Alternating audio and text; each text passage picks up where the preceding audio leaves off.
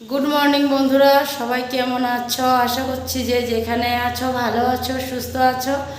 আর আজকে হলো বুধবার, আর এখন প্রায় বাজে হলো 10টা 15-20 এরকমই বাজে। তো আজকে ব্লগটা এখন থেকেই শুরু করলাম।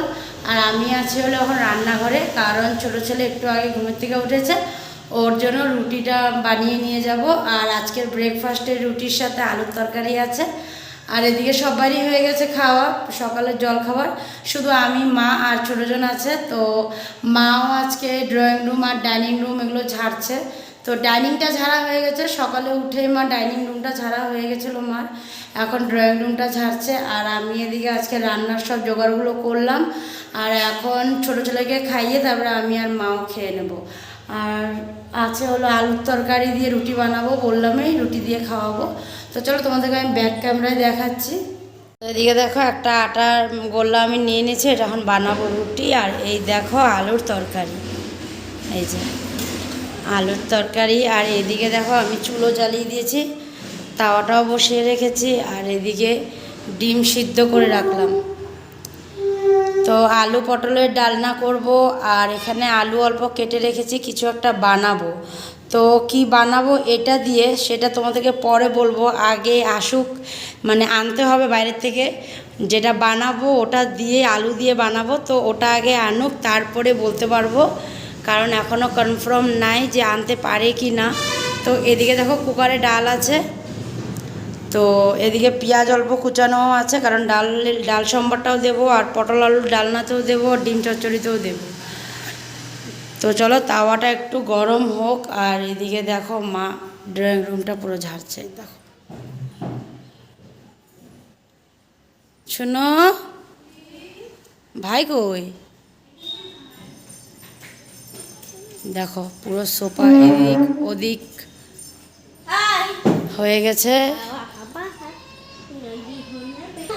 তো আমার মনে হয় ড্রয়িং রুমটার একটু সোফাগুলো এদিক ওদিক হবে মনে হয়। তো ওটা তোমাদেরকে পরে দেখাবো। আমি এখন যাই, গিয়ে রুটিটা বানিয়ে নিয়ে আসি। ওকে দেখো, মা এদিকে দিবানটা টানছে আর ও গিয়ে উঠোন উপরে উঠে বসে পড়ছে। তাহলে আমি যাই, গিয়ে রুটিটা বানিয়ে নিয়ে আসি। তোজো, তোজো, এই যে আম্মার সাথে একটুগুলো ধরে দে।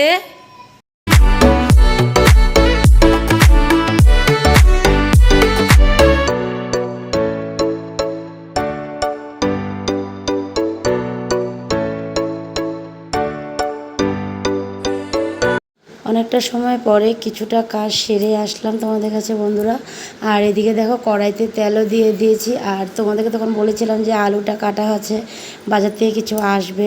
তো কি আসবে ওটা এখন বলবো না, তো পরে বলবো। এই দেখো কি এসেছে, মাংস এসেছে। আর মাংসটা যে অনেকটা দিন না, বলতে পারো যে অনেকটা মাস, মানে অনেকটা মাস পরে মানে আমাদের ঘরে মাংসটা আনা হয়েছে। কারণ মাংসটা মানে খাওয়া হয়ই না, প্রচুর কম, একদমই কম আর কি খাওয়া হয়। তো বাচ্চারা কিছুদিন ধরে বলছে মাংস খাবে, আর আমার বড় ছেলে মানে বেশ কিছুদিন ধরেই বলছিল। তো ওই জন্য বাবা কালকে বলছে যে যা তাহলে মাংসটা নিয়ে আয়, মাংসই বানাক। তো ওই জন্য ভাবলাম আজকে মাংসটা বানাবো।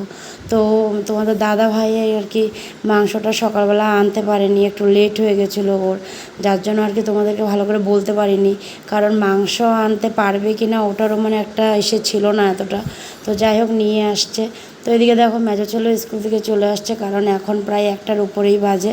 তো ওর আজকে এক্সাম গেছে, তো ওটা নিয়ে আর কি মা কথা বলছে। ওকে পুরো মানে স্নান টান একেবারে করিয়ে দিয়েছে ওকে, ও ফ্রেশ হয়ে একেবারে এসে তারপরে মা ওর সাথে কথা বলছে।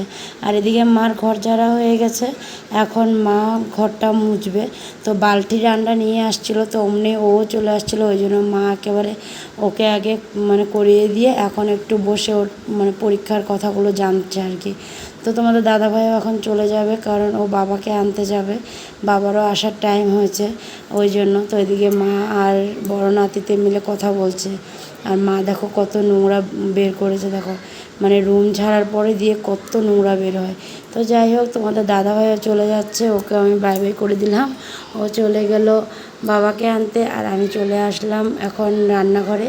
আর তোমাদের দাদাভাই বলেছে মাংসতে রসুন দিতে, গোটা রসুন। তো ওই জন্য রসুন কটা নিয়ে চলে আসলাম, মাংসতে দিয়ে দেব। তো চলো রান্নাটা সেরে নিই, তারপরে আসবো। মনটা খুব খারাপ, মনটা মানে খুবই খারাপ, মানে সত্যিতে খুবই খারাপ হয়ে আছে, যার জন্য মানে অনেকটা সময় পরে তোমাদের কাছে আসলাম। কি বলবো, বলারও কিছু মানে খুঁজে পাচ্ছি না, কি বলবো। দুপুরবেলা খাওয়া দাওয়া করে উঠে এরকম মানে একটা খবর পেলাম, মানে বলার মানে কোনো কিছু খুঁজেই পাচ্ছি না। দুপুরবেলা উম, ভাবলাম যে মানে খাওয়া দাওয়ার পরে তোমাদের কাছে আসবো, কারণ রান্না বান্না হয়ে গেছিলো, তারপরে তো আর তোমাদের কাছে আসতেই পারিনি, তো ওই জন্য ভেবেছিলাম একবারে খাওয়া দাওয়া সেরে আসবো। কিন্তু কিন্তু খাওয়া দাওয়া সেরে আর আসতেই পারিনি। খাওয়া দাওয়া সারার পরে দিয়ে ফোনের উপরে ফোন, ফোনের উপরে ফোনই আসছে, মানে কি বলবো। তারপরে দিয়ে ফোন তো আসলোই, তো কি ফোন সেটাও বলবো। তারপরে দিয়ে মানে উঠে আর আজকে রান্না হওয়ার পরে দিয়ে আসতে পারিনি, কারণ সাইডে বহুত কাজ আছিল, যার জন্য তোমাদের দাদা ভাই আর বাবা জলদি চলে আসছিল। আর রান্না হওয়ার সাথে সাথে ওদেরকে খেতে দিয়ে দিয়েছিলাম। আর রান্নাটাও আজকে একটু লেট হয়ে গেছিলো, কারণ মানে মাংসটা আনতে একটু দেরি হয়েছিল, যার জন্য রান্না হতে হতে প্রায় 2টা বেজে গেছিলো। তো ওই জন্য বাবাদেরকে দিয়ে দিয়েছিলাম, তো ওরা খেয়ে তো চলে গেছিলো সাইডে, এদিক দিয়ে আবার বাচ্চারা ছিল, তো ওদেরকেও খাইয়ে দিয়েছিলাম। তো ওদের সবাইকে খাইয়ে দিয়ে তারপর আমি মানে সানে যাব, অমনে আবার ভাই চলে আসলো, কারণ ভাই ছিল না, ও কিছু কাজে বাইরে গেছিলো। তো ও আসলো, ও মানে ফ্রেশ ট্রেশ হয়ে আসলো, পরে ওকেও ভাত দিয়ে দিলাম, ও খেয়ে নিল। তারপরে গিয়ে আমি স্নান টান করে আসলাম, এসে তারপরে আমি আর মা খেতে বসলাম। তো ভাবলাম খাওয়া দাওয়া হয়ে গেছে, তো এখন তোমাদের কাছে আসবো, কারণ এতক্ষণ তো আসতে পারিনি। কিন্তু কি করব, ওই যে বললাম না, এত খারাপ একটা মানে নিউজ আসলো। তো নিউজটা হলো কি, মানে আমার বড় পিসির মেজো ছেলে আর কি, তো ও আমাদেরকে ছেড়ে দিয়ে চলে গেছে। তো খবরটা পেয়ে মানে একদম হয়ে গেছিলাম, বুঝতেই পারছিলাম না যে মানে এটা কী শুনলাম। তো জানা ছিল না, মানে হঠাৎ কি হয়ে গেল এমন যে মানে মানে একেবারে চলেই গেল, মানে ওই জিনিসটা বুঝতেই পারছিলাম না যে কি হয়েছে। তারপরে ফোন করলাম, মা ফোন করেছিল, তখন মাত্র আমি খাওয়া দাওয়া করে উঠেছিলাম। তো মা ফোন করলো, ফোন করে তারপরে বলল। তো মা আর ঘরের থেকে মা, ছোটো কাকি আর বড় কাকির বড় ছেলে, ওরা সবাই চলে গেছে সাথে সাথে শোনার পরে দিয়ে। তো এখন অবধি মানে কোনো খবর আসেনি, কারণ ওকে মানে আনা হয়েছে কি না, কোথায় আছে, কি হয়েছে কিচ্ছুই জানি না, মানে কোনো খবরই জানি না। তো তো পরে ফোন করলাম, ফোন আবার মা করলো, মার থেকে শোনার পরে দিয়ে মা রাখলো। তো এদিকে আবার ছোটো পিসির মেয়ে, ওরাও ফোন করছে, মানে হঠাৎ সবাই হয়ে গেছে, মানে কি হয়েছে। কারণ আমার বাবার কাজে পিসি আর এই মানে মেজদা আর কি, আমার পিসির 3 ছেলে, এটা মেজোজন। তো তো পিসি আর এই মেজদা আসছিলো বাবার কাজে, বাবা সব কাজেই আসছিলো। তো ওই জন্য মানে না চোখের মধ্যে ভাসছে দাদার চেহারাটা। তো তো এখন তো বলা যাচ্ছে না কি হয়েছে না হয়েছে, কিছুই বুঝতে পারছি না।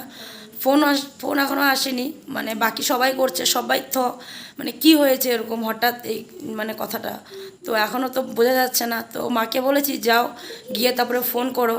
তো মা বলেছে ফোন করবে, তো এখনও অবধি ফোন আসেনি। এমনি মাকে আমি করেছিলাম, মারা এখনও পৌঁছায়নি ওটা বলেছিল। তো এখনও ফোন আসেনি, দেখি ফোন আসলে পরে কি হয় সবটাই তোমাদেরকে জানাবো, তারপরে বুঝতে পারবো যে কি হয়েছে না হয়েছে। তো এখন এতটা সময় তো এগুলো নিয়েই আলোচনা করছিলাম, তো এখন তো রুমে এসে বসে আছিলাম। তো এখন যাব, গিয়ে দুধটা একটু গরম করি, বাচ্চাদেরকে দিই, ওরা কি খায় না খায়, তো ওদেরকে দিই, খবরটা কি আসে দেখি, তারপরে আবার তোমাদের কাছে আসবো, তোমাদেরকে ঠিক নিশ্চয় সব জানাবো। তো চলো যাই। রান্নাঘরে এসে 2টা রুটি বানালাম, 2টা না 3টা রুটি বানালাম, 2টা বড় ছেলের জন্য, একটা ছোট ছেলের জন্য, কারণ ওই যে দই দিয়ে খাবে। তো মা ওইটা দইটা মানে ছেঁকে দিচ্ছে আর কি ওদের 2জনের জন্য।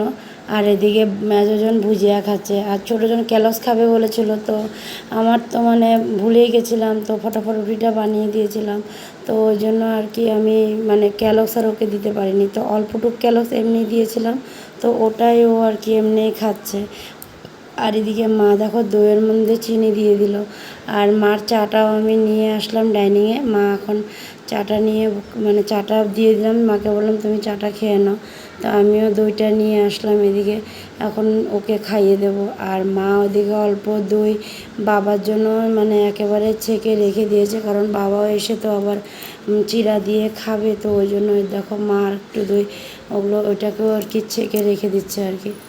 তো এখন এদিকে তিনজনই নিয়ে বসছে, তো ওরা খাওয়া হয়ে গেলে তারপরে পড়তে বসবে, কারণ বড়জনের কালকে এক্সাম আছে, ম্যাথ আছে। তো ওই জন্য ভাবলাম আমি ছোটোজনকে খাইয়ে দিই। আর ভালোও লাগছে না মনটা, তো কোনো খবরও পাচ্ছিলাম না, কারণ মারা পৌঁছায়নি এখনও, ওই জন্য কোনো খবরও পাচ্ছিলাম না। তো আর কি করব। তো যাই হোক, এদিকে দেখো ছোটোজনকে খাওয়াচ্ছি, তো ওকে খাইয়ে দিই। বাচ্চারা দুধ, তারপরে কেউ না দুধ কেউ খায়নি, আজকে দই দিয়েই তো রুটি খেলো বড় জন্য, ছোটো জন্য, আর মেজোজন তো ভুজিয়া খেলো, দেখলেই তোমরা। তো খাওয়া দাওয়া শেষ হয়ে গেছিলো, তো সবাই পড়তে বসে পড়েছে। কালকে যেহেতু বড়জনেরও এক্সাম আছে, ছোটোজনেরও মেজোজনেরও আছে, তো ওই জন্য যার যেটা এক্সাম, বড়জনের হলো ম্যাথ আর মেজোজনের হলো হিন্দি। তো ওরা দুজনের পড়া নিয়ে বসছে। আর এদিকে দেখো এই যে ওর পাপা দিচ্ছে কিছু ম্যাথ কোশ্চেন লেখে। হ্যাঁ ছোটোজনেরও পড়াশোনা হয়ে গেছে, ও নিয়ে বসেছিল, আমি আর ওদেরকে নিতে পারিনি। তো আমি আর নিয়ে বসিনি আজকে। ছোটোজনও নিজে নিজে যা পড়েছে, কারণ আমার নিজেরই মন টন ভালো লাগছিল না, ওই জন্যই। আর এদিকে ঘরের থেকে ফোনও এসেছিলো, তো ওর একটু কিছু অসুখ হয়েছিল, যার জন্য মানে হসপিটালেই আর কি ইসে হয়েছে। তো যাই হোক, যেটাই হয়েছে আর তো কিছু করা যাবে না, তো যেখানেই থাকুক ওখানেই ভালো থাকুক। তো চলো ভাবলাম আর মানে ভিডিওটা বাড়াবো না, এখানেই আজকে ভিডিওটা শেষ করে দিই। তো ওই জন্য আর মানে বাড়ালাম না। আর ঘরের থেকে ফোন করেছে বললামই, তো মা ওরাও চলে আসছে ঘরে, কারণ এতটা রাত পর্যন্ত তো আর থাকা যাবে না। তো ওই জন্য মা কাকি ওরাও চলে আসছে, আসার পরে দিয়ে ফোন করতে বলেছি, তো পরে ফোন করবে। তো চলো আজকের ভিডিওটা এখানে শেষ করে দিলাম, আগামীকাল আবার নতুন ভিডিও নিয়ে আসবো। তো তোমরা ভালো থেকো, সুস্থ থেকো আর সাবধানে থেকো। তো আজকের জন্য tata bye bye, good night. সবাই প্রে করো যাতে ওর আত্মা শান্তি পায়। Tata bye bye.